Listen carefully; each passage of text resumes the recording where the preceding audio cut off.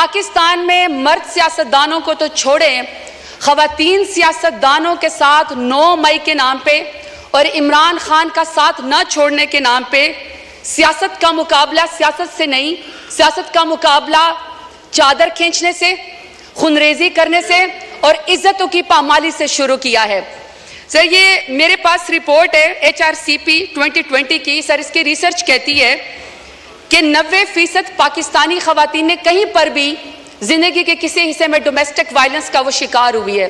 تو اسپیکر صاحب، جب 90% خواتین کہیں پر ڈومیسٹک وائلنس کا شکار ہوئی ہیں، وہاں پہ کوئی آدمی جس کا ذہنی توازن شاید درست نہ ہو اور اپنا آپ کو بڑا امپاورڈ سمجھتا ہو، میل شوونزم ہے، وہ بند دروازوں کے پیچھے کسی خاتون کے اوپر جو ہے وہ تشدد کرتا ہے تاکہ اس کی چیخیں سنائی نہ دیں۔ جب گھر کے بڑے اس کو جمع کرتے ہیں اور اس کو بلاتے ہیں کہ تم نے خاتون کے اوپر تشدد کیوں کیا، تو سر وہ بھی منہ چھپائے پھرتا ہے۔ لیکن پاکستان ایک ایسا اسلامی جمہوریہ پاکستان ایٹمی طاقت ہے جس میں نواز شریف کی ماں پہ، جس میں شہباز شریف کی ماں کے اوپر خواتین کو سڑکوں کے اوپر گھسیٹا جاتا ہے، ان کی چادر کھینچی جاتی ہے، ان کو پر واٹر کینن استعمال کیے جاتے ہیں، لاٹھی چارج ہوتا ہے، ان کو پر FIR کی جاتی ہے، چادر اور 4 دیواروں کو پامال کیا جاتا ہے، لیکن کسی کو شرم نہیں آتی ہے، کسی کو شرم نہیں آتی ہے۔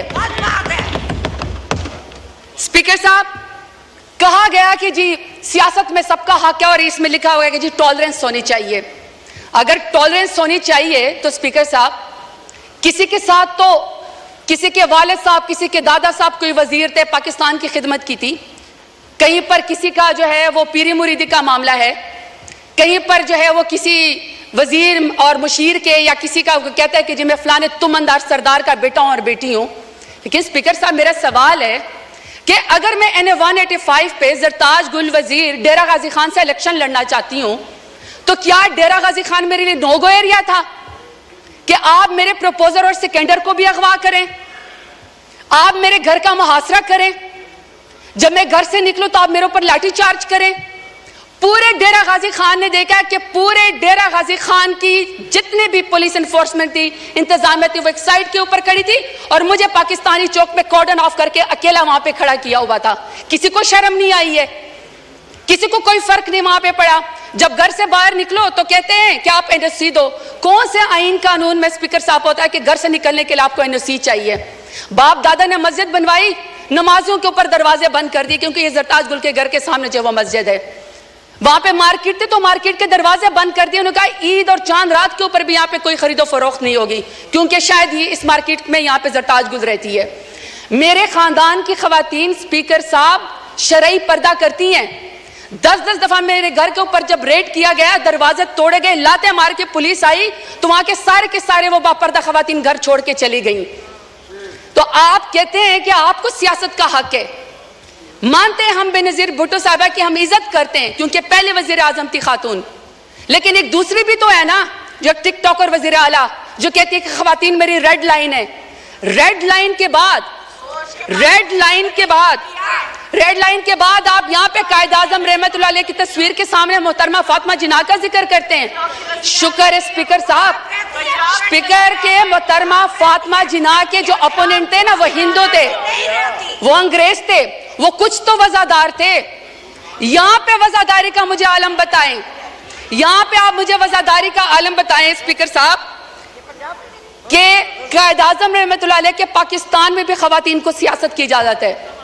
یہ امریت کا ذکر کرتے نا، کل کو کہہ رہے تھے کہ جی کسی کو نکال کے آپ قبر سے پھانسی پہ لٹکا دو، تو مشرف دور میں سب سے زیادہ خواتین کو یہاں پہ ریزرو سیٹ دے گئی۔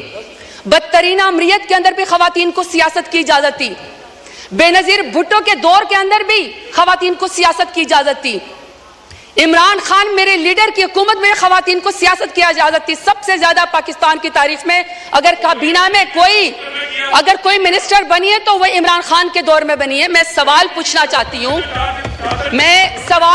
چاہتی ہوں اسپیکر صاحب ان کو چپ کرائیں۔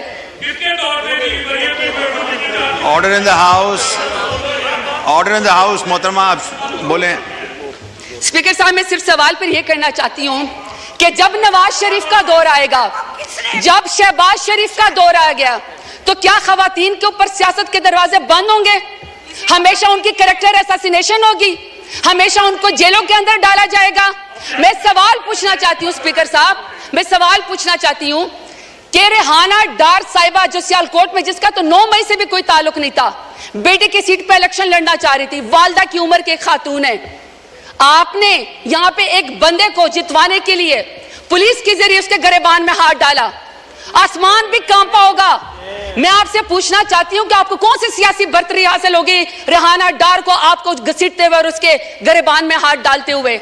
اسپیکر صاحب، ہم نے تو سنا تھا کہ فلسطین میں، کشمیر میں مقبوضہ جگہوں پہ یہودی اور ہندو جو خواتین کے خلاف ٹارچر کرتے ہیں، ان کو ہراس کرتے ہیں تاکہ ان کو کوئی جو ہے اس کے اوپر برتری حاصل ہو جائے۔ اسپیکر صاحب، میرا سوال ہے اسپیکر صاحب کہ جب عالیہ حمزہ کو، پڑھی لکھی خاتون انجینئر ہے، جب عالیہ حمزہ کو ان کی 3 بیٹیوں کے سامنے رات کو اس کے بیڈ روم سے بالوں سے کھینچ کر مرد پولیس والوں نے سیڑھیوں کے اوپر گھسیٹا، تو میں شہباز شریف سے پوچھنا چاہتی ہوں کون سی سیاسی برتری آپ کو پاکستان تحریک انصاف کے اوپر حاصل ہو گئی؟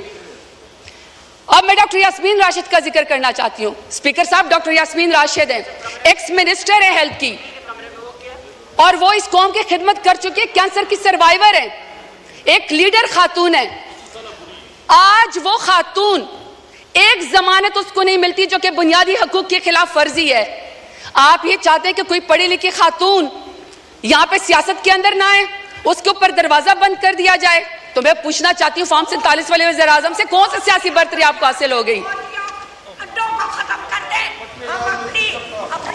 اسپیکر صاحب، order in the house please سنیں آنریبل ممبر بول رہی ہیں، سنیں جی، آپ جاری رکھیں پلیز۔